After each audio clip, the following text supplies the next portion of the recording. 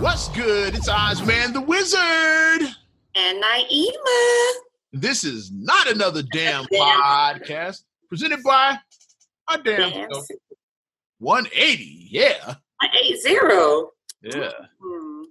And we damn near had some 80-degree days this past week. November. Wow, it was upper 70s. Wild stuff, man. Yeah. Don't like summertime, but to get ready for next summer, ladies, get you a J-Sculpt because we got to shout out the lovely Jazz, creator of J-Sculpt. First fitness belt covers the entire midsection. Provides 100% comfort during your workouts. We ain't new at this, man. I'm just saying. Yes. Yeah, so Yeah. Mm-hmm. Got a lot to talk about this week. Wow, what a week. Well, let's start it off before we get into the fuckery. Sad note, rest in peace to the legend, Mr. Alex Trebek. This is Jeopardy. Yes. Yeah. Alex Trebek, 80 years old. He finally succumbed to his pancreatic cancer. So. Yeah, stage 4. Mm-hmm. Yeah. He's still doing the show with stage 4 cancer. That's crazy. And he was signed in 2022. His contract was signed another 2 years. So he was like, I'm going to be here doing the show. And he said the show made it, gave him something to live for. Yeah. If he'd gone home, he probably would have died months ago. Mm-hmm. He said the show gave him something to live for. Mm-hmm. And it just goes to show you, like, just the perseverance, just working through. So, like, when you say, oh, I'm having a bad day, it's like he has stage 4 pancreatic cancer, and he's going out there pushing himself. But Alex Trebek, class act all the way. We had the opportunity to see him years ago when we went to that taping at, what was that, the Rosemont? Oh, yeah. Yeah, we went to the Rosemont years ago. It was like the late 90s, I want to say. I don't know if I should tell the story. Well, don't tell all of it. Well, what happened? Don't tell all of it. We're just leaving the inside joke there, but what's your annual salary? You know, y'all, like, if enough people hit me on the on Ozman the Wizard on my social media, say, "What are you talking about with that?" and we'll tell the story. But I just leave it at that. Shout out to the brother Feast, who actually appeared on Jeopardy years ago. It wasn't a Rosemont table. He actually went to a regular taping in Hollywood. He went in Hollywood, yeah. Like 2007 or 8, around that time. Yeah, but he was on Jeopardy. Yeah. Feast was the real life Weird Al Yankovic because he lost on Jeopardy. That was awesome. Like, he talked about his experience saying that, meeting Alex, and he even has a picture with Alex. So I'm going to ask him, like, can you post that picture again with you and Alex Trebek? Because that's a dope thing. I'm sure that Weird Al joke went over a lot of people's heads. Weird Al had a song way back when, because it's the real song of Our Loves in Jeopardy. And of course, Weird Al being a parody guy, he said, I lost on Jeopardy. He was on the show. Not like, because the song's about a couple like going through Our Loves in Jeopardy. Going through it right there. Weird Al got a Weird Al. He'd say, I lost on Jeopardy is what he was about. And I don't even remember who made that original song. I know the Weird Al version. I know Weird Al's version. Oh, his version. At the studio. I couldn't I couldn't tell you who made our Loves in Jeopardy. I lost on Jeopardy. Who is Weird Al Yankovic? Yeah. Our Jeopardy. That's my double Jeopardy question. Format, That's my daily double. Yeah, like risking it all for that. Weird. But I was really hoping that Alex would beat it, because I remember when he announced that he was diagnosed, and I remember people saying, "Who will beat stage 4 cancer? Who is Alex Trebek?" Like, people were saying that, and we were like all really rooting for him, and just sad. And they said he was surrounded by his family at his home, so. Yeah, to be surrounded by his love. Now somebody got some huge shoes to fill right now, because who's going to be the because Jeopardy's not going anywhere. This show been on for almost 40 years. The 84 is this version has been on, the Alex Trebek version. Not talking about the original Art Fleming version. Shout out to our mom who remembers that.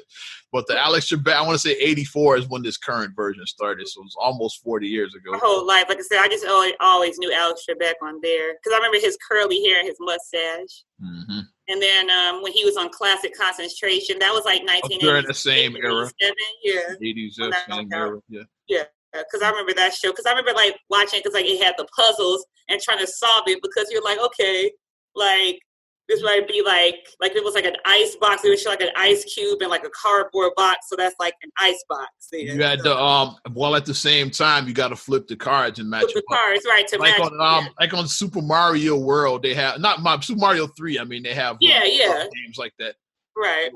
I'm going back to my NES days where they had like flip the cards and win a prize or whatever. Match it, to match you the get card. A star or you get like 20 coins or whatever. One up, like you'd have like different stuff under there. Like you had to match them. That's like classic concentration is the same thing. You got to flip the cards to match them. Right. And once you match, then those cards disappear and you see a little bit more of the puzzle. And then you get the prize, flip 2 more. Yeah. And then eventually, like if you can guess it just from like what little pieces you could see, then you could do the whole thing. Go to the bonus round, which was you would win a new car in the bonus round. Car, yeah. And then like the funny thing is because I was watching it on Antenna TV or whatever, or Buzzr, one of those things or whatever. And the funny thing is the time capsule was seeing brand new car, $7,500. Like what year is this? You know, it's just funny. Brand new 1986 Nissan Sentra, something like that. $7,500.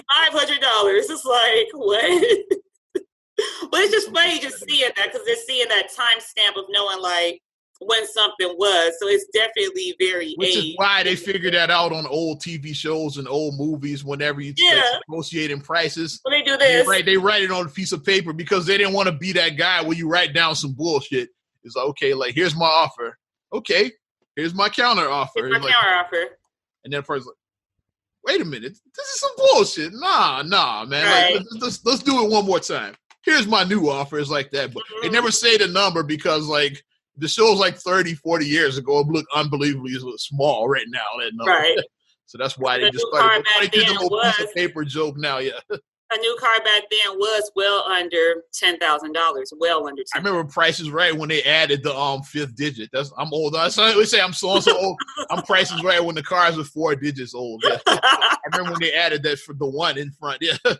Gen Xer. When they added the run, then Price is Right. I remember the cars before it was just 4 digits. 4 digits, right? When they added the 1 in the front, so still, even then, the cars still were like relatively low, because they just had the 1. Yeah, now they just have 5 digits with no 1. It's like because it could be like 20,000, 30,000, it could be anything. But I remember when they added the 1 when the cars was over 10,000, and all of them. Oh, that's expensive! $10,000 for a new car. That's expensive. Mm-hmm. Now today. You're going to be spending like for something decent, brand new. You're going to be in the 20s, in the low 20s, just if you just get a base model on like any type of vehicle, basically. But rest well, sir. We will miss you. Jeopardy will never be the same. Like I said, because whoever filled that spot, they got some big shoes to fill. I wonder if they would go this route, like if this would be appropriate. Ken Jennings. He's the most famous Jeopardy contestant. He's the greatest Jeopardy contestant of all times because he won the tournament. And I'm so glad that Alex was able to do that. When you name a Jeopardy contestant, like I know 2, Ken Jennings and Feast. There we go. That's only 2 I can name. So I'm thinking about that maybe, and I'm glad that Alex was able to do that tournament earlier this year of the greatest Jeopardy contestant ever. So that I guess Feast didn't get an invite. But then again, he lost too, so that's why Weird Al wasn't there. Stop. Weird Al wasn't invited either, so there you go. On shout out, remember the episode with Marge on The Simpsons with Marge. Oh, The Simpsons with Marge. Lost on Jeopardy too. Just like Feast, she lost on Jeopardy too. She was down 5,200. And he was like, judges. Aren't you forgetting something, Marge? You were down 5,200. Mr. Trebek, before we started the game, I asked you, did you understand the rules? And you said you did. Judges? And the judges come out from the shadows. And they're like 2 big security guard guys. And when they show all of the characters at the end of the episode, like taking the Simpsons shit, like Alex Trebek is one of them. He's in the house. Alex Trebek is taking when they taking all that shit. Why? Why was Alex Trebek taking stuff out? But hilarious. Rest in peace, Alex Trebek. Had to start it off there. Would never be the same. Jeopardy, never gonna be the same. Yeah, like I said, huge shoes to fill. Whoever takes that spot. But let's shift gears right now. I'll go back to the political clown show. Hey. And what a clown show it was this week. Yeah. I got prepared. I got to do the right. Election night, the 5-night event. Because it was like a 5-night event. Like, what is going on? Right. Biden versus Trump. And it's still not over and shit. It's like, all of the recounts and the contesting of the result is we're in for it's going to be a long, 2 months, 2.5 months, whenever Inauguration Day is. It's going to be a long 2.5. So on Tuesday, November 3rd, it was Election Day for the whole country. So the polls open at 6 a.m. and they close at 7 p.m. That's across the board. Each time zone. Yeah. So of course, like the East Coast they come in first. Indiana's usually one of the first states to report, and they always go red. So shout out to all my Indiana voters that always laugh at them because, of course, a lot of our people we know are vote blue. So when Indiana and Indiana closes, they've been called for Trump. So I laugh at people like Mike Jones like that. Yeah. Yeah, they go. We know what parts is blue in Indiana, Gary. Pretty much Lake County of Indiana, Lake County, I would say is mostly. And maybe the part by the Nap, it might turn blue again, but South Bend ain't blue. South Bend is red. And then we know Illinois is going to go blue because even though when you travel southern Illinois, it's very red, but Chicago makes it blue. It's like parts of Illinois, like mostly Cook County, and then when you get near the college towns, it turns blue again. Like Champaign County, I think is blue, but almost all of it outside of those two is like a lot of red. Yeah. Cook County, then you get some Will County is blue, then you get Champaign County, and then outside of that, it's just. And I gotta look at the map again. Matter of fact, let's look at the fucking map. Yeah, we got the data right. I'm talking. Sangamon County, Iroquois County. Yeah, I drove through those guessing like an asshole when I could just pull it up. I drove going to school down there. See, I'm wearing my Illinois shirt today. Alumni Illinois wearing it. Give it a look. Hey. See, Northeast Illinois is a lot of blue and a lot of red, like most of the state is red. See, but because Cook County is so huge, like with Chicago, so that's why Illinois always goes blue, regardless. Even with all this red, to the naked eye, to the untrained eye, you would think Illinois is a red state by seeing that. But this area right here, Chicago, what makes it? Chicago trumps that all. So. No shade about that, but Cook County, DeKalb County, because shout out NIU. So NIU is up there, NIU. Champaign County. What's DuPage County like? DuPage County is blue, very blue. Okay, it's very blue. Because they got a little bit of money in DuPage County. That's why I asked. They got a little. Kane County is because they turn Kane is blue. Mm-hmm. Lake County, that's like the northern suburbs, so they're blue. Right. Gurney and all Gurney out there that way, That's Lake County. Wisconsin, Mm-hmm. So Peoria's blue. P-Town. Okay. And then the Quad City area, like Rock Island, because the Quad Cities is blue. Right. All these other counties. I was like Iroquois County, Sangamon County. Surprisingly, Winnebago County is blue. That's I thought they were red out. That's where Rockford is at out there. Because I'm on in Rockford, Power 106, and they were blue. I knew Rockford was Trump Town, but I guess Fred Van Vliet. Fred Van Vliet, Rockford's own Fred Van Vliet. I don't know how he votes, but But the whole world already knows by now. Joe Biden was elected. Joe Biden, 46th president of the United States. That's where this whole conversation is going. We just basically president. We dragging it out because the results dragged it out, so we got to drag it out too. Yeah, it's probably we're gonna make it a 5-hour podcast. So we got to drag our results out too and shit. We can't just give it to you right away. The 5-night event. So I just want to announce to say that. Looking at the electoral map. And pretty much all the states have declared. You still have North Carolina hasn't declared yet. Georgia hasn't declared yet. Alaska hasn't declared. That's the only 3 that haven't declared. Nevada declared really, really late. They put the. We're gonna talk about the ass. Yeah, they put the Lauryn Hill meme up. We'll talk about their ass. Like Nevada, they kind of some pussies out there. Let's talk about them right now. Let's go. Yeah, because Biden for the longest time, like about 48 hours a while, he was stuck at 264. Or they reported 253 because like some people said 264. That's because of Arizona. I'm saying Arizona. Some I'm going by the Associated Press. Press. Some news sites claimed Arizona, some didn't. Yeah, because CNN didn't. Surprisingly, Fox News cleared. They called Arizona. Fox News was the first ones I think to call it. I was like, I think Fox News was the first ones to call it for Biden. Even before it shocked me. I was like, Fox News? But where am I at? Yeah, Nevada, who has exactly 6 electoral votes, and when Biden was stuck at that 264. They didn't want to be the ones to call it shit because they said, you're not tearing our casinos up and all that. They got all them casinos and all. And Nevada is it's a lot of MAGA out there, like outside of Vegas, like outside of it. It's a lot of MAGA, they said. And I think Nevada's open carry too. So they said, you know what? We're going to let somebody else call it. And then as soon as Pennsylvania called it, then it's like, we got our state too. It's like, y'all knew that shit 2 days ago. You just didn't want to be the ones to declare. It's like, we'll let somebody else call it. And then we'll come in on like 10 minutes later. It's like, oh yeah. By the way, like Big Boss in Metal Gear. Oh, by the way. That made me chuckle.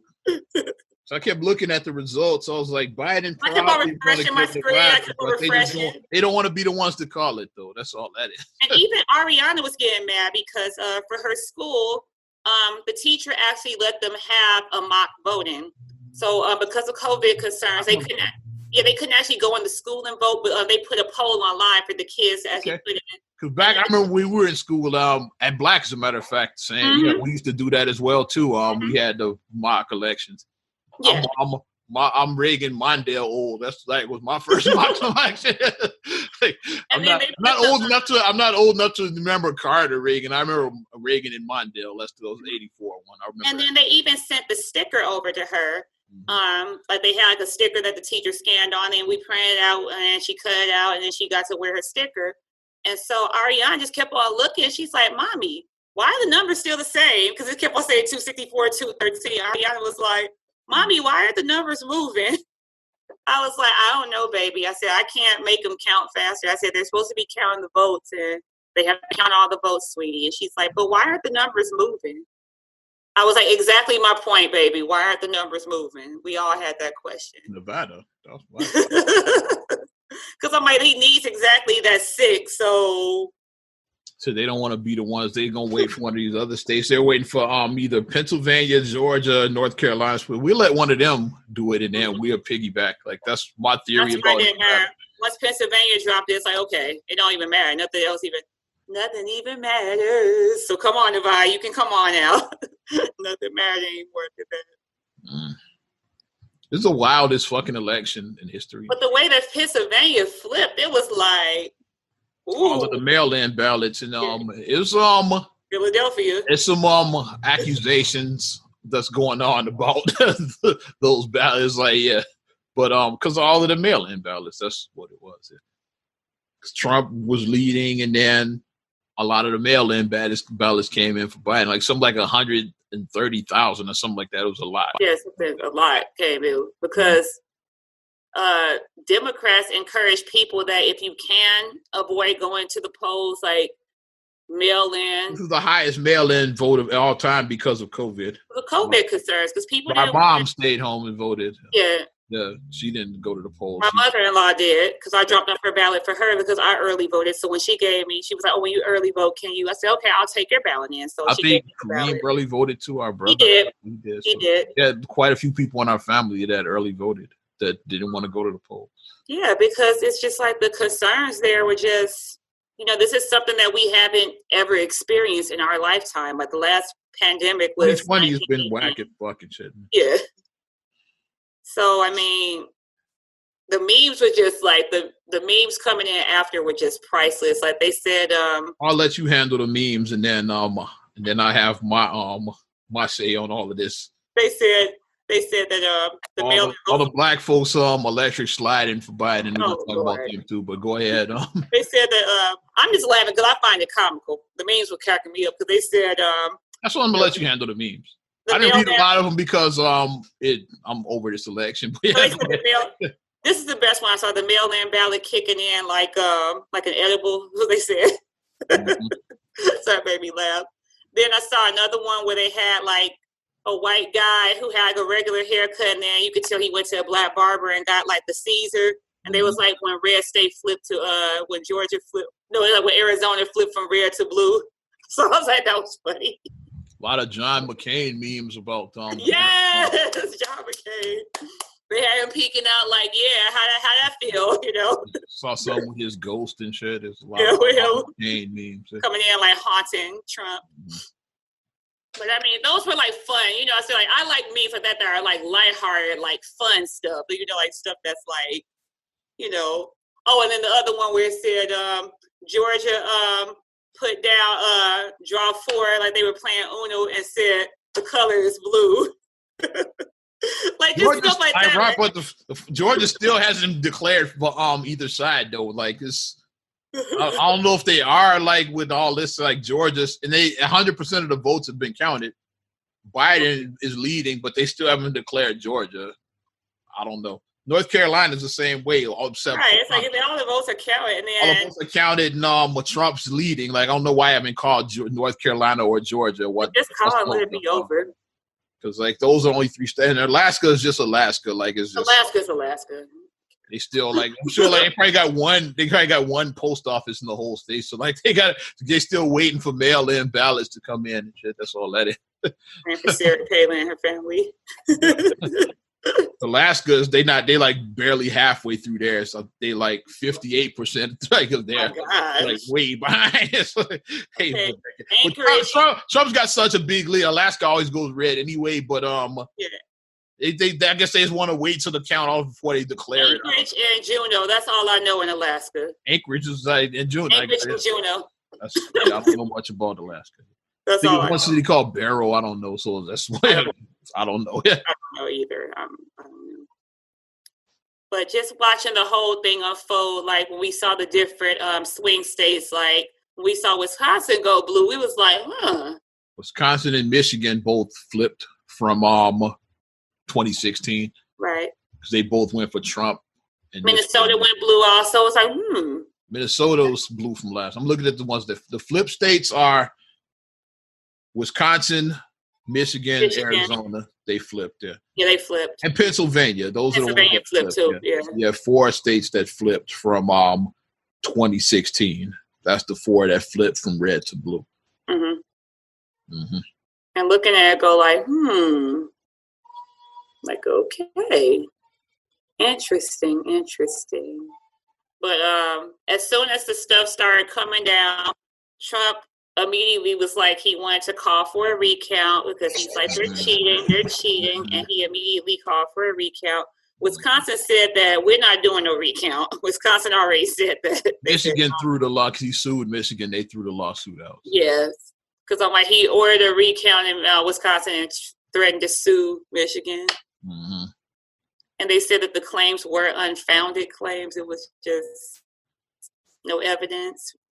So, I mean, like you said, once again, the noise. But what I do like about social media, and shout out to Facebook and Twitter, what they are doing is they're being responsible about not letting misinformation be spread. Because if you post something about the election that isn't necessarily true, they're going to flag your post. Because the president got in a lot of trouble with that with Twitter because he was posting stuff saying, I won the election. They're taking it. Like he was making a post like that. And then Twitter kept on flagging his posts like, no, this is untrue.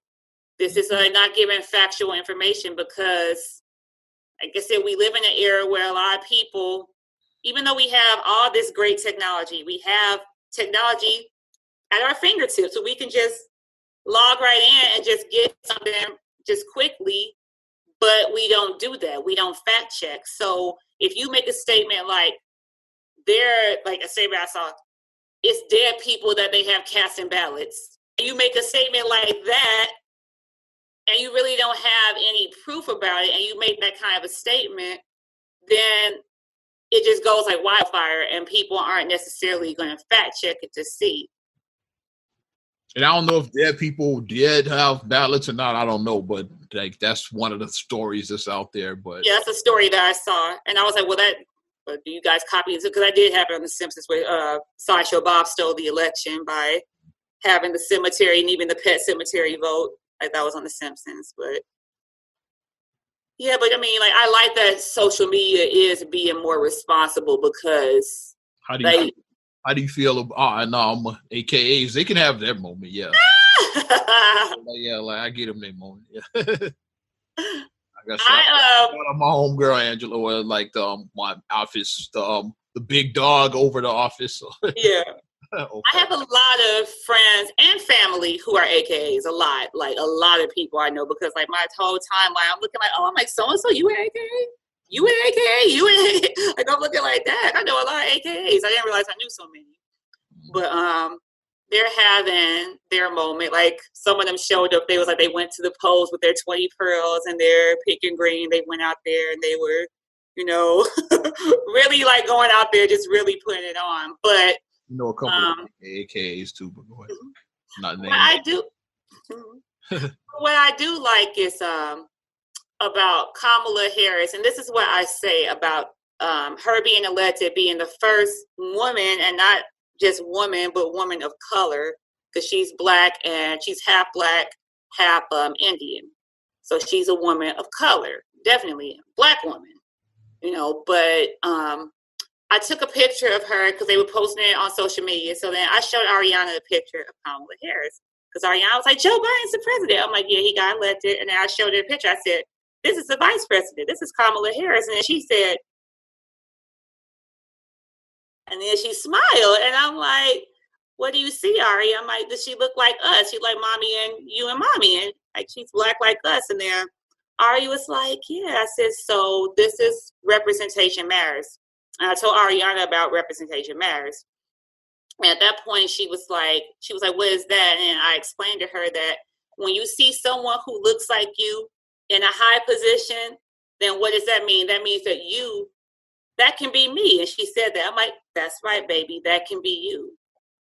You can reach those dreams too. If you see someone who looks like you that's already there, you're like, hey, I can get there one day too.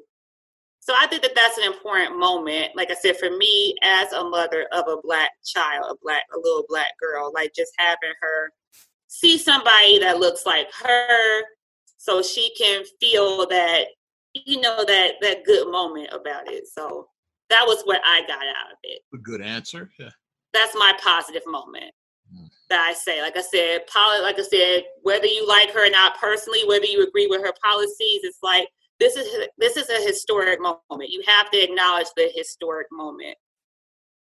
So acknowledge that at least before you start tearing into, but it's just so much negativity just nowadays that people rather tear into people rather than acknowledge that we're witnessing history right now. This is a historic moment. So that's what I say about that. All right. Well, let's count point and counterpoint with this one. Oh Lord, what you got? The big thing from this year's election that the exit poll showed is that Black men are the new swing voters. Mm-hmm. Black men came out less for Biden than they went for Hillary Clinton 4 years ago. Mm-hmm. Why is that? It's like a lot of Black men that not even necessarily supported Trump. A lot of them did. Like, of course, I'm not voting for fucking Trump. I'll have to say that right here. Oz is MAGA. I'm wearing a red shirt, but it don't say "Make America Great." It says "Stay loyal, humble, and hungry." That's my message for right now. Gotta stay hungry, especially now. Yeah, the election's over. Yeah, you gotta stay hungry. Stay hungry, Black. We all gotta eat. So, yeah. But yeah. NBC News posted an article. Shout out our cousin David, who put this one on his timeline. David McGee is a super political brother right here. Yeah. The Black men drifted from Democrats towards Trump in record numbers, according to the exit polls. I said it's bigger than just Trump. It's like a lot of black folks voted down ballot. Like I know they said they weren't voting president. A lot of black dudes. Right. And some voted independent, like write-in candidates, libertarian, like a lot of black dudes. West. he got 60,000 votes. Yeah, a lot of people wrote Kanye in because he was only on the ballots, I think, in like 12 states. So yeah, he wasn't in a lot of states. So a lot of black folks wrote Kanye in. A lot of black dudes wrote him in. And he was originally supposed to be on the Illinois ballot. Then they kicked him off. So then a lot of party wrote him in. I didn't write Kanye in either, so to let y'all know. Yay. Mm-hmm. I have a couple of, well, the big theory, obviously, that I have about that is that black men are still about the 94 crime bill. And they feel like because Biden... Because his architect, his brother's still sitting in jail. He did write it. Yeah, he was the architect. Biden wrote it. Bill Clinton signed it into law. And he was the architect of it, so they feel like because you were the architect of it, you messed up a lot of black families with this crime bill. And it's not an easy answer with that. It's a yes and no. It's not, everything isn't always black and white. It's very much shades of gray, that whole thing, because yes, the bill was written, but I want to hear your take on the crime bill. Yes, the bill was written, but in the 90s, what was going on? Like the Rodney King stuff had happened in the early 90s. Gun violence was like, people talk about gun violence now. Gun violence was an all-time high in the 90s. All that gang stuff, the shoot, bang, bang, carjack, all that was going on in the 90s. It was serious, like, crime going on in the 90s. Then you had, like, the big epidemic, like the crack epidemic in the 80s. Which also, Biden, he's the one who, he orchestrated that too, the crack laws. Yeah. Where you get higher, what's the word I'm looking for? Penalties for like having powdered cocaine. And then we know that crack was more so used by, for the record, minorities. Like cocaine was used by like as Whitney said, crack is whack, crack is cheap, I don't do crack. Like cocaine was like the party drug, it was like. But Biden is the one who orchestrated that, the 86 crack laws and the 94 crime bill. That's all Biden.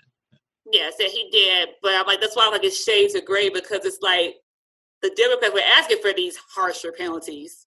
Oh, and the Congressional Black Caucus did. They're like, it's messing up we're ruining black families because we want to get this crack out of our community. We want to get these guns out of our community. All this violence. Fast to me, the Congressional Black Caucus definitely signed off on that crack. That's what I'm saying. Like they were asking for these harsh penalties. Actually, of the world, people like that, like they actually agreed to this shit. So there goes the phrase, you cut off your nose to spite your face. That's what was happening. They were cutting off their nose to spite their faces. And that's what happened. All I wanted, I said it on this podcast. That's what happened.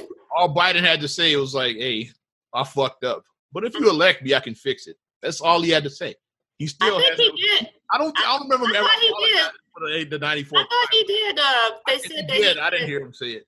I have to get proof of that because I want to find the exact quote because people were saying that he did finally acknowledge it, but I haven't been able to find the exact quote, and I want to find it. I didn't hear him say it. Because they're like, he must have said like in one of his campaign things, but I want to see it. Like, I just don't want to see like the hearsay of it saying that, oh, he acknowledged that wrongdoing. It's like if it is said, like if somebody does have the direct link of where he did say that, even if they have, even better, if you have a video of him saying that, I want to see the exact link so I can just see that. Well, too. So then I want to see it.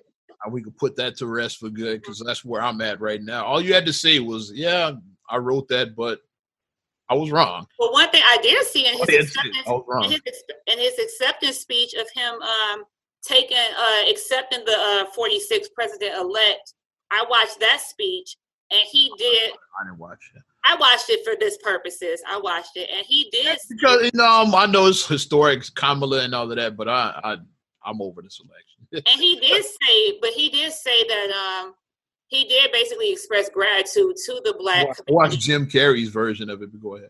He did acknowledge the black. But he did give acknowledgement to the black community, saying that you stood by me and everything, and basically like and I'm not going to forget, but I'm just paraphrasing. Like, I don't have the exact thing, but I did see that.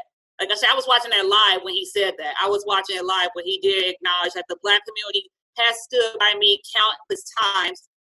And, you know, basically I'm not. Words we shall see. That's all I'm saying. And that's why I was just like, this is what I did. As soon as I heard that, I was like, okay, mental note. You said this on 11/7 at 7:47 p.m. You know, so I can have the exact quote too. I'm definitely watching. I took my mental note because, like I said, I'm just paraphrasing now. But when he said that, I had to rewind my TV back, because when I heard that, I was like, did he just say the Black community has stood by me countless times? And like the way that he acknowledged, because he was acknowledging. Always save Democrats. What he talking? Because he acknowledged every group. Because he said the point that he was making is that he was saying that it basically took all of us to come together to work together in unity. And that was like his whole thing, saying that I'm not going to be president of just the blue states. I'm president of all the states, and that I'm here to bring unity back. And, you know, I'm not just going to be a president for people who voted for me, but for people who voted against me. I'm going to be a president for all.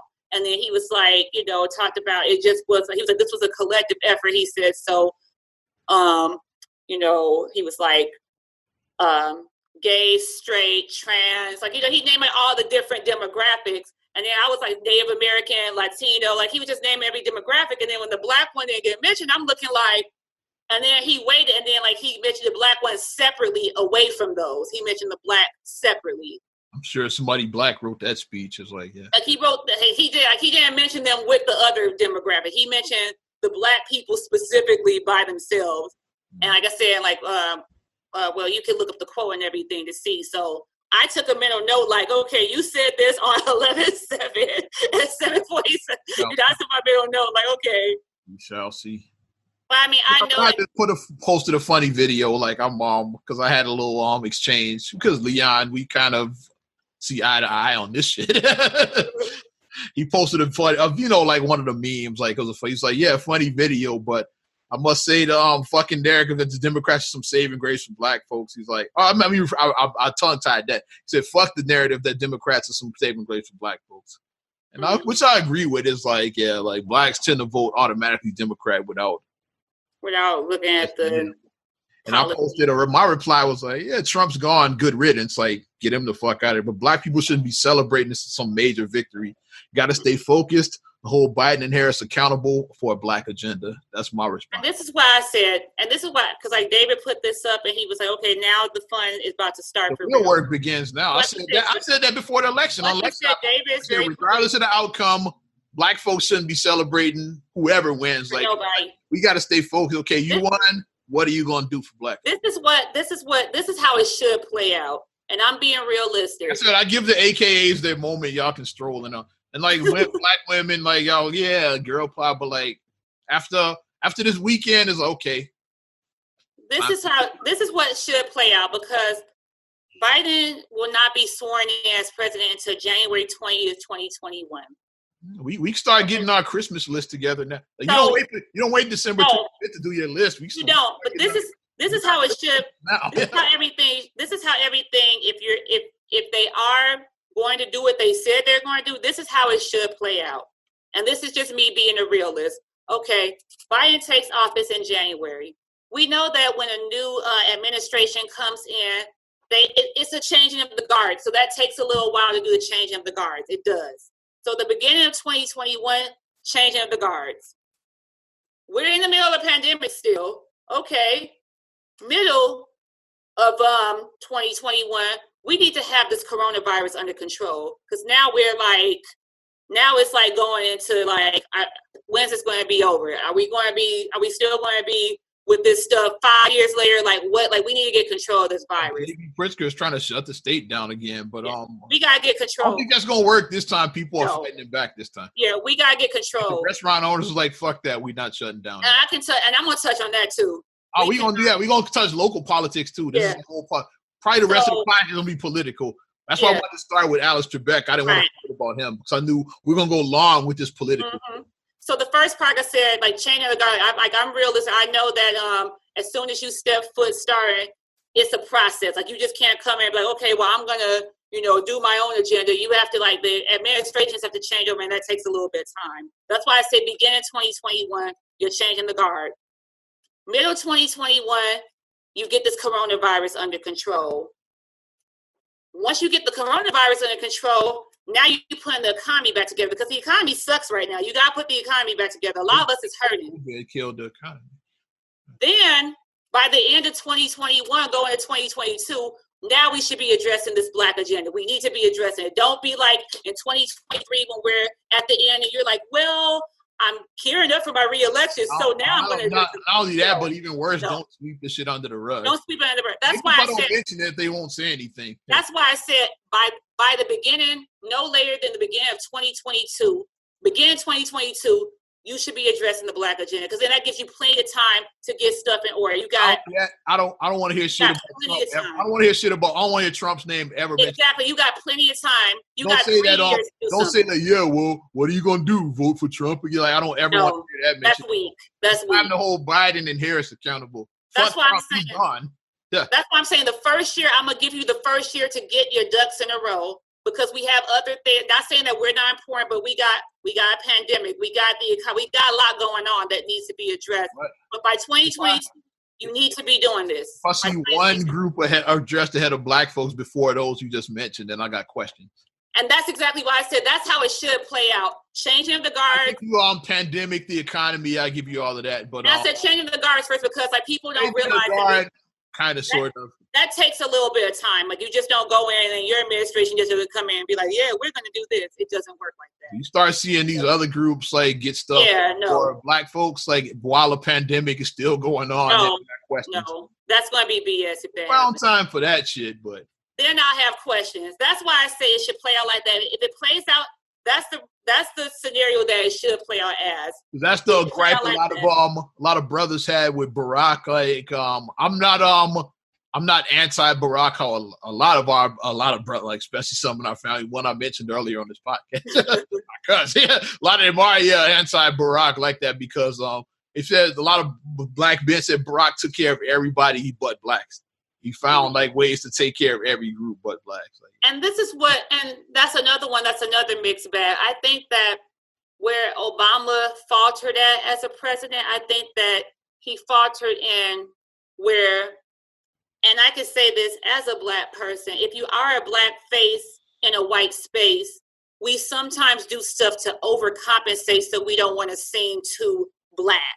And I'm not being funny when I say it. We do that sometimes as Black people. Like, you don't, especially as a Black woman, if I go in somewhere and I raise my voice and now automatically I'm the finger snapping, neck rolling, I'm the ghetto angry Black bitch. That's what I am. So I have to contain my emotions when I go into things. I have to navigate it. You gotta embrace that. No, but I'm saying that. But first term, I give you that. The second term, I'm saying that's what happened in his first term, and then by then it should have been a real ninja that second term. Yeah, but I'm saying, but by the second term, he was already too comfortable. Like I'm not running again anyway. Like, he should have been a but by the second term, he was already too comfortable, and then he was just outside. Should have came out that second term. That's all I'm saying. But that's what I'm saying. Like, that's what happened the first, when he came in, and then he was trying to be too. I don't want to come in and because everybody just automatically assumed that not everybody, but some of the white folks assumed that when he came in, he was going to come in and hook up Ray Ray with a job who wasn't qualified. And he didn't do that. Like, all the people that he appointed were qualified to do their positions. They were qualified. Shout out Rahm Emanuel. Like, he put people who were qualified. Rahm was part of Barack's first term, part of his. He put people in who were qualified. When he ran for mayor, he left Washington and came to Chicago, back to Chicago. But Rahm he was like, good. But he did put in people who knew their job. Like, if you are putting together a team, like. And Rahm was definitely a mixed bag as mayor of Chicago. That's a whole nother podcast. Ironically, Trump was the one who put people in positions who weren't qualified. Shout out Betsy DeVos, who should not have been head of education at all. She had no idea what she was doing. Shout out Linda McMahon. That's why Vince McMahon's wife was part of the Trump administration. It's like, why are you picking these people? These are just your friends. It'd be like if you put an administration together, you put me in charge of keeping it cool, whatever that was. On The Simpsons, she put Bart, and she gave Bart keeping it real or whatever. President Lisa really gave Bart a cabinet position. Keeping it cool. That's my whole thing about this. Like, I've been seeing a little too much celebrating, and like I saw, you shouldn't be out celebrating. I saw Kendra G basically doing a dance in front of the Trump Tower. Yeah, I saw her because she was. I said, okay, I give you like you're a black woman, you're probably excited about Kamala Harris. Like, I'll allow that, but after this weekend, I don't want to see no more of that shit. Yeah, I didn't celebrate. I just took humor in I take humor in things. Like, I don't like hypocrisy on either side because I'm like, I put up a post and some people shared my post. I was like, so the 2016 people said, if you don't like the results, you need to leave. How y'all doing? I just asked a question. I'm like, it may have rubbed some people the wrong way, but I mean, that's a real question. It's like, in 2016, people were screaming, you don't like the results, get out this country. Okay, you don't like the results, then what are you going to do? Since we go in there, let's talk about the other side. Let's talk about the MAGA side of things. Yeah, let's do that. I just don't like hypocrisy on either side. Let's talk about the other side right now. We basically all we talked about was Biden here. We haven't talked about what's going on the other side.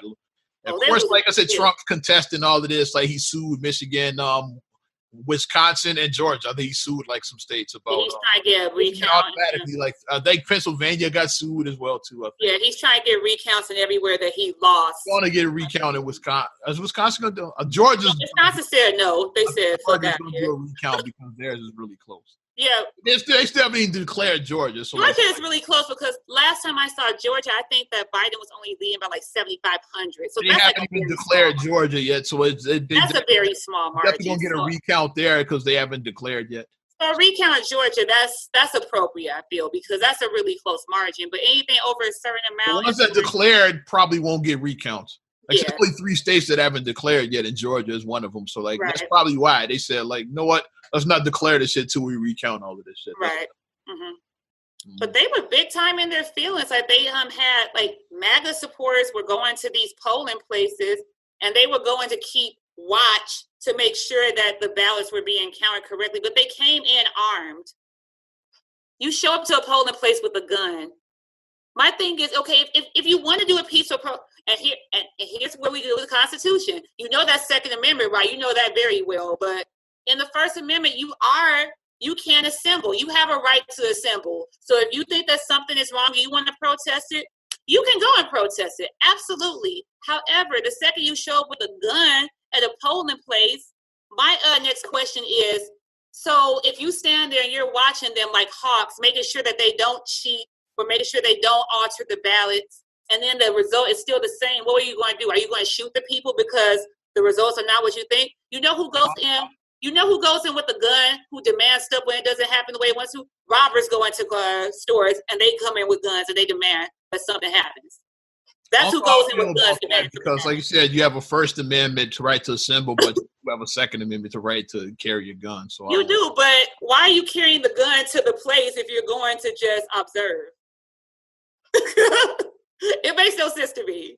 Unless you plan to use it. That's what I'm saying. Like, if the results aren't correct, then what would you do with the gun? What would you do with the gun? If you watch them and they still count and they're like, Biden still won the state, what are you going to do? Are you going to shoot them? That's like my question. What are you going to do? It seems like the gun is there for intimidation. It doesn't seem like it's there for protection. It's definitely there for intimidation. It's there for intimidation, not there for protection. It's one thing if you use it for protection, but it's there for intimidation. My thing is like maybe the poll. If I was working the polls, I'd have had my gun with me. It goes both ways. I'm thinking about a lot of the polling places. Like, I don't know where you went for your polling place, but like the people at my polling place, they were older. They were like, everybody there was like median age was like 50. Like the people workers are older. They were like 50 at least. It was people around my age that were there. They were like, it was people that were like I said, they like, well, I mean, of course it's big people there too, but they looked older rather. They may not have been as old, but to me they looked like they were of a certain age. Like I mean, our mom was an election judge for many years before like her mobility took a turn for the worse. But we voted in 2008. when Obama won. She was there. Voted before we got on. We voted. Yeah, we visited. We found out the Barack was elected. We were mid-flight between Chicago and Vegas, probably somewhere flying over the Grand Canyon somewhere. Like, cause we didn't find out till we landed. This is back in 2008. Like, plane Wi-Fi wasn't shit back then.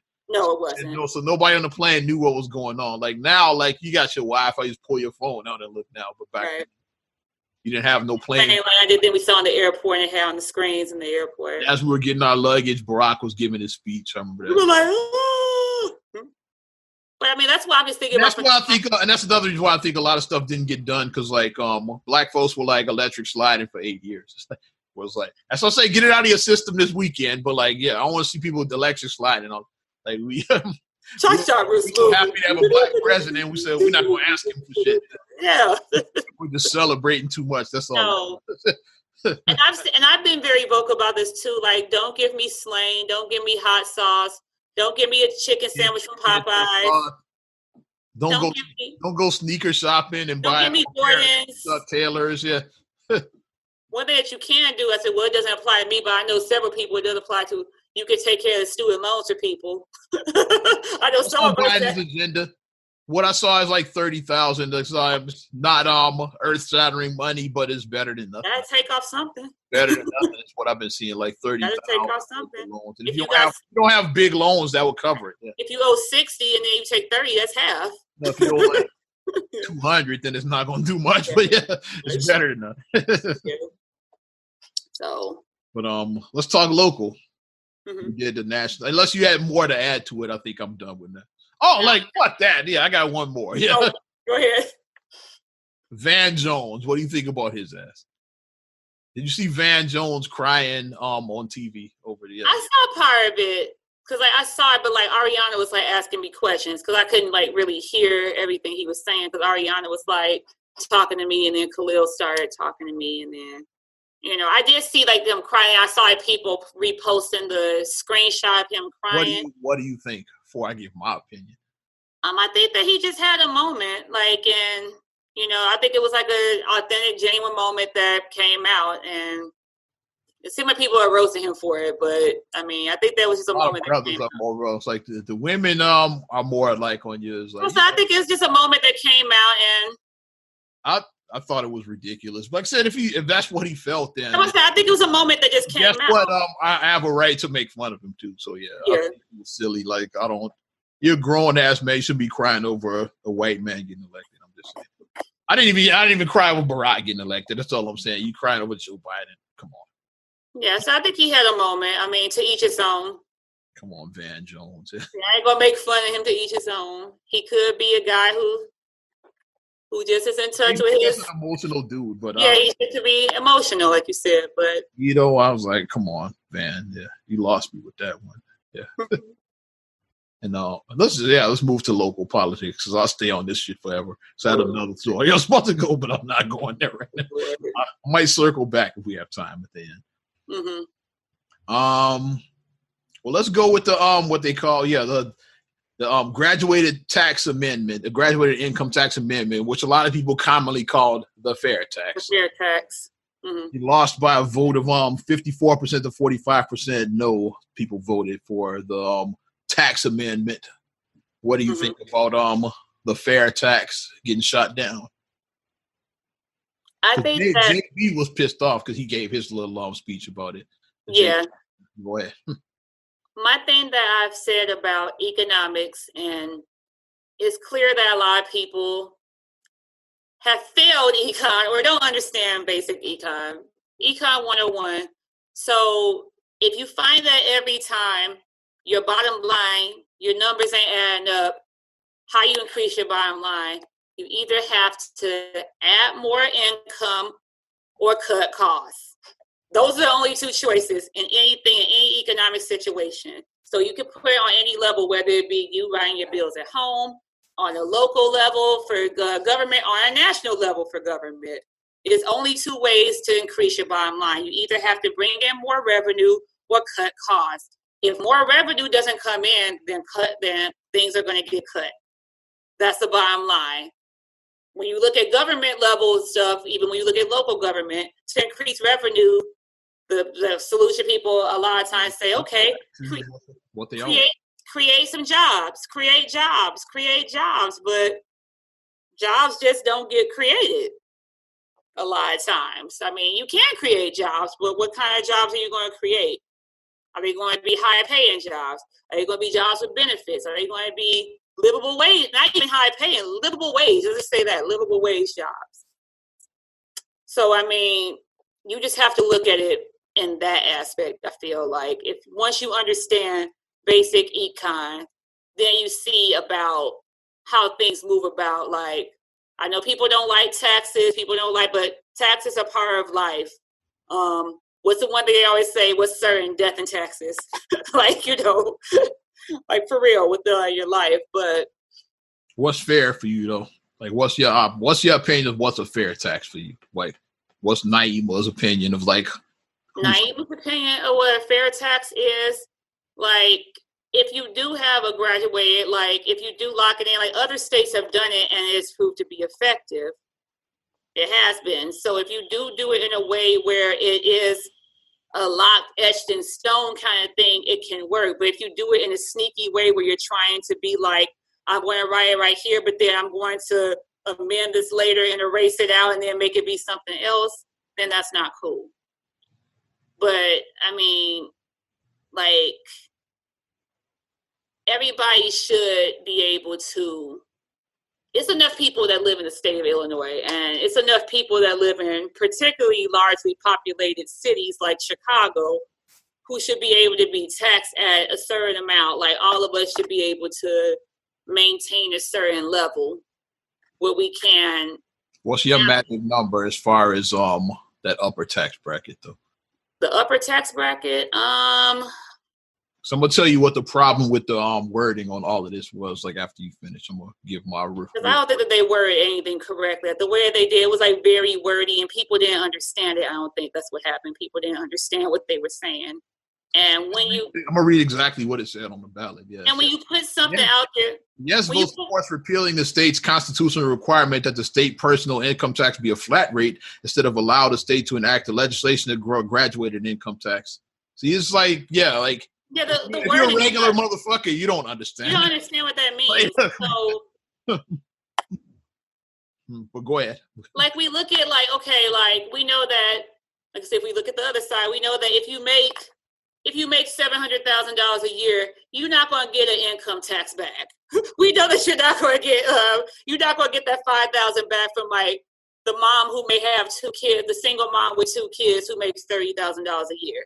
We know that you're not going to get an income tax. You're not going to get that. You're not going to get a tax refund, rather. You're not going to get tax money if you're making $700,000. You're not going to get that. White people get tax money at all. I only hear black people talk about tax money. You understand that? My theory. Tax money was secret reparations, I think. They just didn't want to call it reparations, so like they didn't want to piss off the MAGA country, so they called it tax money. It's really secret. It's covert reparations. That's what I think tax money is. Because I never heard a white person in my life talk about tax money. It's tax season.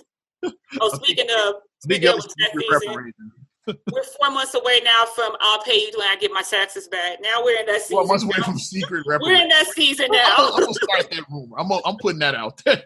I'm going to say, yeah, tax money, really secret reparations. They just didn't want to call it reparations. You don't want to piss off the racists. So let's just call it tax money. I think that, like, if you look at it like that, where if it is certain things, but it has to be done in a way where it's not, like crazy ways. Like, you can't, like, first you have to look at like what it costs to operate your state. You have to look at operating costs. Like, let's look at that first. Now, maybe I should go back to school and do like some econ stuff. Maybe I should do that. Maybe that's my calling. You need to go and look at what your operating costs are. Were you already with the state? Are you going to be already with the state? So maybe I might go. State budget. Naima's going to fix it. Maybe I might go to Springfield. Naima to Springfield. No, but first before you just start adding taxes and start doing that, let's look at the operating costs. Let's look at the numbers first. Then let's look at what the expense, like where are you paying, like how are you paying out things, like big city like Chicago, obviously we have massive transportation, like we have the CTA, the Red Line, all that. We have museums, attractions. all that stuff costs a ton of money to operate. It does. You have to look at all that stuff. Just don't just start slapping taxes on top of stuff first. Look at your stuff, look at your bottom line, see where it is. If you're still in the red, where you're like, ooh, we in the red by this amount. Now how are we going to make this up? They was trying to go the casino route, but COVID happened. Because remember, they were trying to look for a spot to open up a casino in Chicago. It was like a spot, some vacant land on the west side, I want to say. And they're building in Rockford, they're building a casino. Mm-hmm. But they're trying to build a piece. They already broke ground on that and it started building there, and it halted when COVID.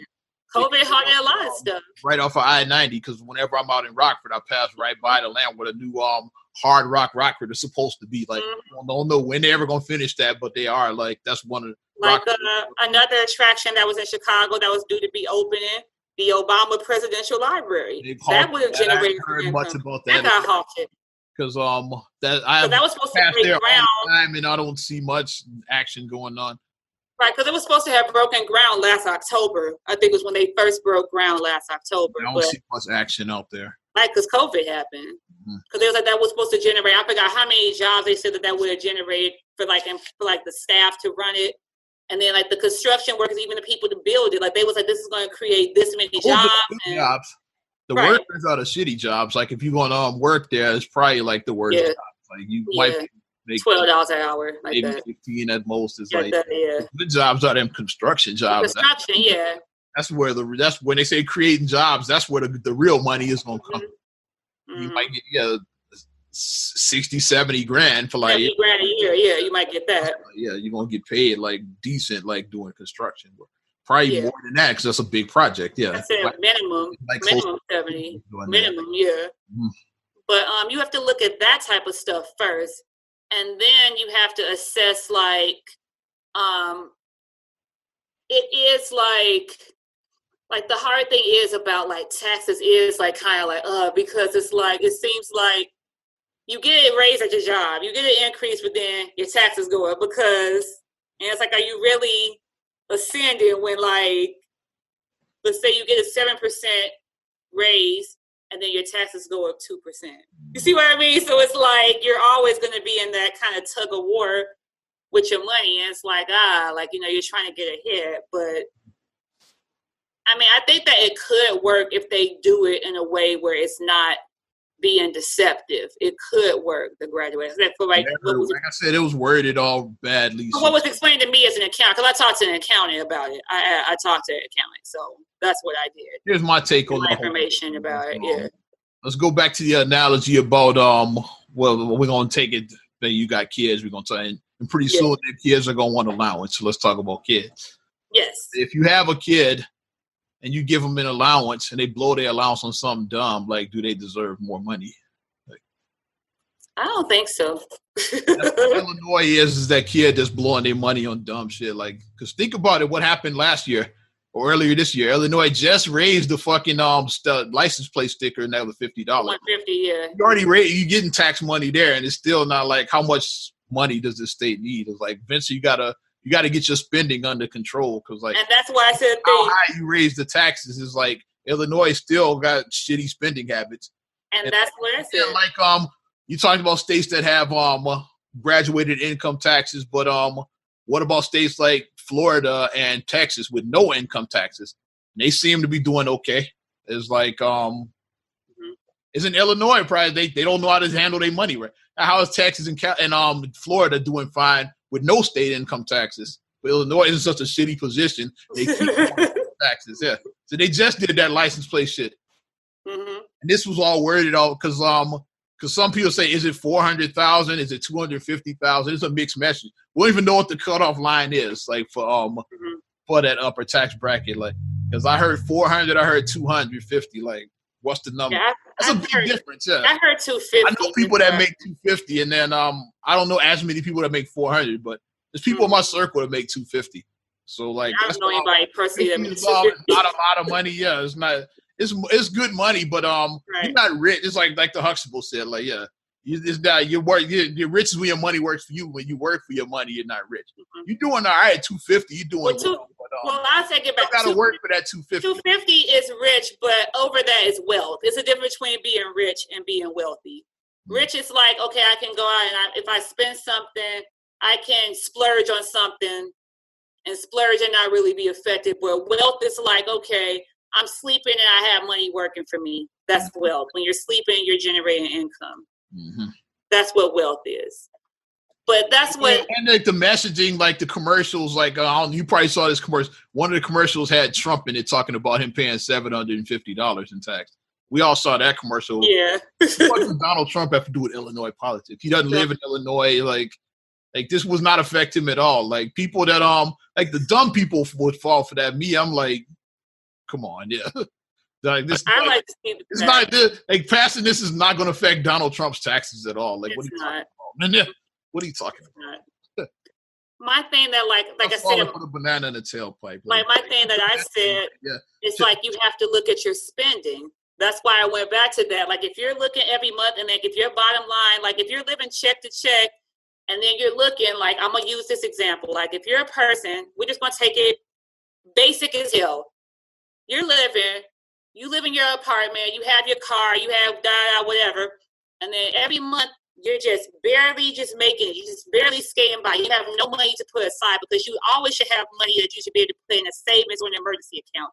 You have nothing to save. Mm-hmm. So then you have to go in your mind, what can I do? I can either get more money or cut expensive. If you can't get more money because let's say that, okay, I already work 12-hour days at my 9 to 5. I don't want it. That's too much if I add a second job. And I already asked my boss for a raise. He said no. He said no because things are tight right now. So what can I do? I don't need this $200 cable bill. Let me cut cable. Mm-hmm. I don't need to go to Starbucks every day and drink coffee. Let me cut this out. Yeah, let me get a Keurig and just do that. Make my own. Right, get a Keurig. You really want to be cheap, get a drip and shit. Yeah, get some Folgers.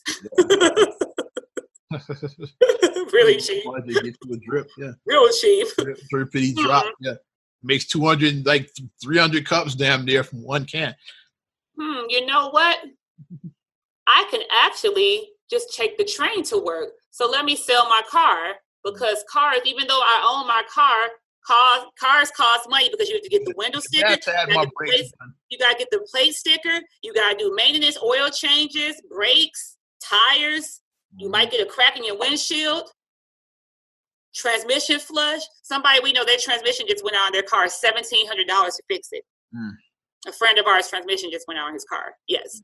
So it's like, yeah, like when you make those kind of thoughts, now what can I do? So if you're doing everything and you're cutting and you cut as much as you can all the way down to your bare basic where you just are operating with a skeleton. You operate with a skeleton crew now. And you still are like, okay, I could use a little more. Now you have to look at, okay, maybe now let me add some revenue. Okay, I'm going to have to put on my big girl panties and I'm going to have to do a second job. Let me holler at this Uber Eats. Let me holler at this DoorDash. Let me holler at this Instacart. I might have to do this a couple of hours after I get off work. So then you do that. But I think that you need to look at your operating costs to see if you can cut first, to see like what you can do to manage your spending better before you just start, doing, like I said, the tax, before you just start doing that. Because if you're poor with money, no matter how much money you get, you're still going to be poor with money. Mm-hmm. And that's the bottom line. Somebody can give you $1 million, but if you're shitty with money, you can blow that $1 million. And that's what Illinois' problem is. It's like if you on your job, Illinois just got a raise like in January on their job, like, and now you're asking for another raise because like the raise was the plate sticker going up $50. Right, $50. Just got a raise, and now you're asking for more money. Mm-hmm. And they got $100 in my household because Marcus and I both have a car, so they got $100 extra from us. So. Yeah. You just got a raise already earlier here and shit. Yeah, you still asking for money and shit. Didn't we just give you a raise? But that's just my thing. Oh, and go ahead. Another thing I posted too on social media, and I got some likes on this, was I basically said, just use social media for entertainment purposes on some things. Stop reposting people's economic strategies who are basically making payment arrangements every day for their bills every month. Stop reposting people like, yeah, this is what I would do with it. Can you even manage your own finances? How about that? Shout out Mr. Jones on that one. Like, don't let these people, you're like, yeah, and that's right. It's like, but what are they doing with their finances? just tip your hat and like, okay, I see you, and then just keep it moving. Don't repost it like it's like the word, like it's like the truth. Let's rapid fire through some of these other races because we run way long now. It's a political edition. Yeah. Like I said, we're gonna go long. The election results went long, so we're gonna go long. Dick Durbin, reelected for another term in Senate. No surprises. Watched Willie Wilson. Sorry, Willie Wilson. A lot of people thought Willie had a chance, but like I said, it's a state of Illinois. Yeah, Chicago, he might have did because he got over 200,000 votes, but Dick Durbin got almost 3 million votes. It's the state of Illinois. And a Republican got over 2 million. So Willie Wilson, You think people in Anna, Illinois, are really going to vote for Willie Wilson? And Anna County. Right. You really think they was going to vote for him? Bobby Rush kept his seat. Robin Kelly kept hers. I don't know whose district you're in as far as the representatives. I'm in Robin Kelly's district. I'm not sure what you're. I have to look and see who my district rep is. Just reading some of Danny Davis. I'm just reading some of the. Yeah, those are like the usuals. Chewy Garcia, he's still holding. All right, Chewy. He's still holding it. All right, Chewy. Okay. Mm-hmm. I saw his signs up like when I was like going like some of my neighborhoods. I see Chewy Garcia sign. I think of vote for Pedro from fucking racist or for me thinking that. But I always think of that whenever I see a Chewy. You might vote for Chewy. You really should just bite it all the way with it. Why not? But yeah, that's Kim Fox one. Kim Fox, the state's attorney. She's got another term. Fox. Kim Fox kept her seat. Let's look at Congress while we got the House. The Democrats still have the House right now. Right. They're going to have it. I don't think the Republicans got enough numbers because 218 is the you need for the majority, just like 270 is for the majority of for the Electoral College. You need the Democrats are at 215 already. Republicans at 196. They'd have to win every one of these seats that are still out there to win. So numbers out there. The Democrats probably keep the House. Senate is where it gets interesting. Isn't Senate tied at 48 with 4 seats left, and you have to have the 51. Right, for majority. Let's look at the swing states right now that are still out. Alaska is going to go for Trump, so yeah. Georgia, Trump is up. Trump, like he's not running for fucking Senate. Yeah. I'm still stuck on this red-blue shit. That's what I'm saying. Right. Alaska's Republican. The Republican nominee, they still up. Georgia, the Republicans up right now as well. Mm-hmm. North Carolina, Republicans up. Georgia got 2. What's up? It's 2 senators running. That's why, yeah. Georgia got a Republican and a because each state has 2, yeah. So I guess both of their seats were up this year. Mm-hmm. Like 1 Republican, 1 Democrat in Georgia. So and then Alaska and North Carolina are both leaning Republican. So the Republicans probably keep the Senate. They said it's going to be a runoff in Georgia, though. That's what they said. It's supposed to be a runoff election. Yeah, I think. So they were saying ATL show up. They were saying ATL, y'all better show up, ATL. Yeah, I think the Republicans probably keep the House. Yeah. So I think government works better when one side doesn't have all the power anyway. So checks and balances. Exactly. Yeah. Like. So right now the Senate has the Democrats have the House, the Republicans have the Senate, but they're trying to flip the Senate to the Dems, basically. And the Democrats have the White House. They're gonna have, and the Republicans, you could say, have the Supreme Court because they just appointed the new justice. Yeah, the Amy, whatever. That'll be perfectly balanced. Like 2 houses are Republican, 2 houses Democrat. That's like right now. That's what it would stand if Democrats keep the House. It will be like 2. And in all actuality, like Chuck Woolery, it'd be 2 and 2. So if we are trying to stay balanced, if it does work out like that, where it's 2 and 2, like you said, then we actually need to work together as a nation. Stop doing one thing that I just want to be over with is just the petty name calling, the petty this, you snowflake, you libtard, That's going to go on for a few more, at least till Trump is out of office. I was saying like. But what I want for my birthday is for this shit to be over. This petty name. Maybe by my birthday, I want this shit to be over. Maybe should be normal by then. Because apparently, MAGA's been pretty calm. I didn't hear, like, have you heard of any riots or anything like that? Like, outside of the little, when you said they show up to the polls with their guns, but I ain't heard of no real, like, violence, like, which I thought it might be, like, which is why I was like, for our city, I said a Trump win would have been worse for, like, cities like. Oh yeah, absolutely. I really think they would have had another when they tore up, like, the Mag Mile and all of that. I think we would have had a moment like that. They would have let the bridges up again. Yeah. Which they did have the bridge up by Trump Tower for obvious reasons. If you live there, you'd be mad at the motherfucker. I just want to go home and shit. I don't care about all this shit. If you had a crib in Trump Tower, I'd be mad at the motherfucker. Does Willie Wilson have a crib there? I know he has something like near, like he has something downtown. I know he does. Derrick Rose used to have one there. I don't know. Yeah, Rose did have one. I remember. Yeah, I know when he got traded, I don't know if he kept that or if he sold it. I don't know. Like, so he might still have it. I don't know because when he got traded from the Bulls, like I don't know if he like sold his condo there. I know Willie Wilson does have like a nice downtown. He has something downtown, a nice downtown condo, and I'm wondering if it's at Trump Tower. I'm wondering. If I lived there, I'd be mad at the motherfucker. Because just trying to come home, you had to work a long day, work tired, and the bridge is up like long way to get around. Long way to get around. Be mad at the motherfucker. Because they did let that bridge up on Wabash, the one right by the Trump Tower. The other ones are still down. They let that one up because in case Trump wins, they're going to torch this building. That's all that was. So, that's all that was. I just want everybody I'm just over the pettiness. And my thing that I've always maintained is that you just aren't one thing. You're not just like, people be like, I'm a staunch conservative. I'm a staunch liberal. It's like, no, you're not. You're not a staunch anything. Like, nobody is like 100% into anything unless you just follow that. We're not robots. We're human beings. Right. So like, that's why I always push vote your interest.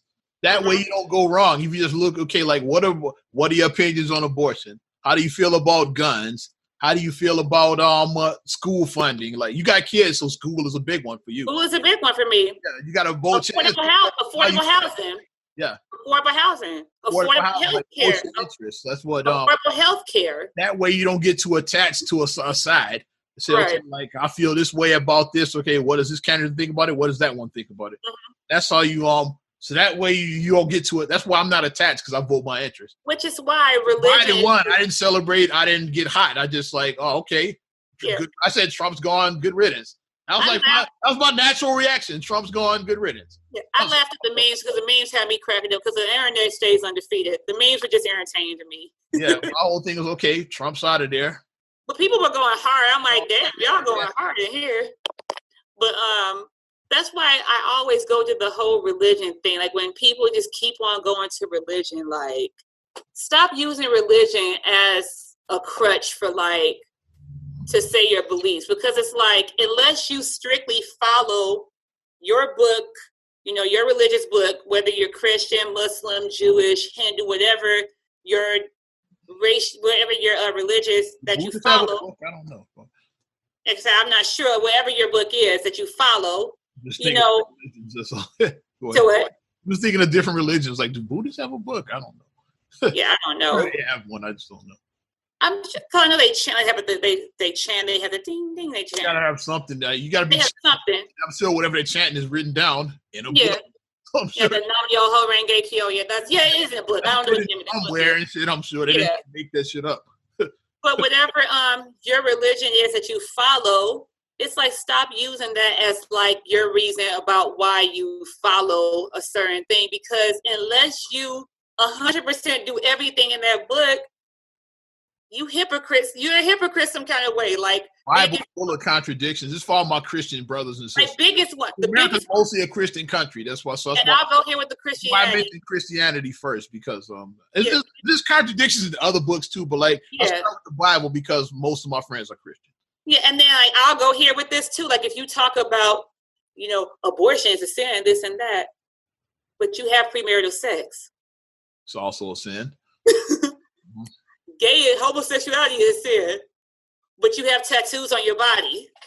It's like you see what I mean? Like, so when you make those statements about when you cherry pick certain things that you say is sins, but then you do other stuff there's a sin also. So it's like, that's why I just say, just keep religion out of it. Don't try to put your religion in as part of a reason of trying to win an argument, because unless you follow your book, your religion, unless you 100% follow it, and you don't steer off of that, you follow everything that is in your book to the letter, to the T, then you have a thing to say about it. Then you walk the walk and you talk the talk. Then you can do that. But if you don't, and you sin in Monday through Saturday, and then you just religious on Sunday, we gonna have problems. People are gonna call you out. I'm just saying, don't do that. Well, as we wrap up on a high note, pun intended, we won big this year. So, like Montana, Arizona, New Jersey, and South Dakota legalized recreational marijuana. Oh, big year for weed this year. I'm a weed smokers. You got 4 new states now. So. Yeah. Oh, and then circling back, Illinois, you did the weed thing too. So where's that weed money at? Like last year, like weed. So where the weed money at? And then all kinds of tax revenue, because last year Illinois became a weed state. So hey, I'm just saying, managing all this money, man. Naima to do budget in Springfield. Right, I'm gonna note to myself.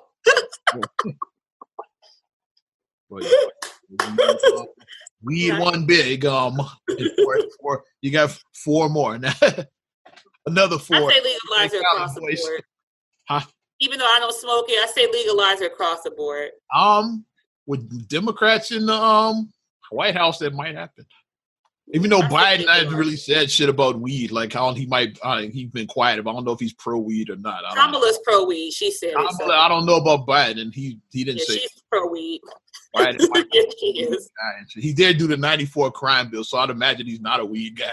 A lot of cats are still sitting in jail right now because of weed. So wouldn't that be ironic though if you legalize it and let all them cats out? Yeah, that's my solution to the '94 crime bill. That's how you fix it.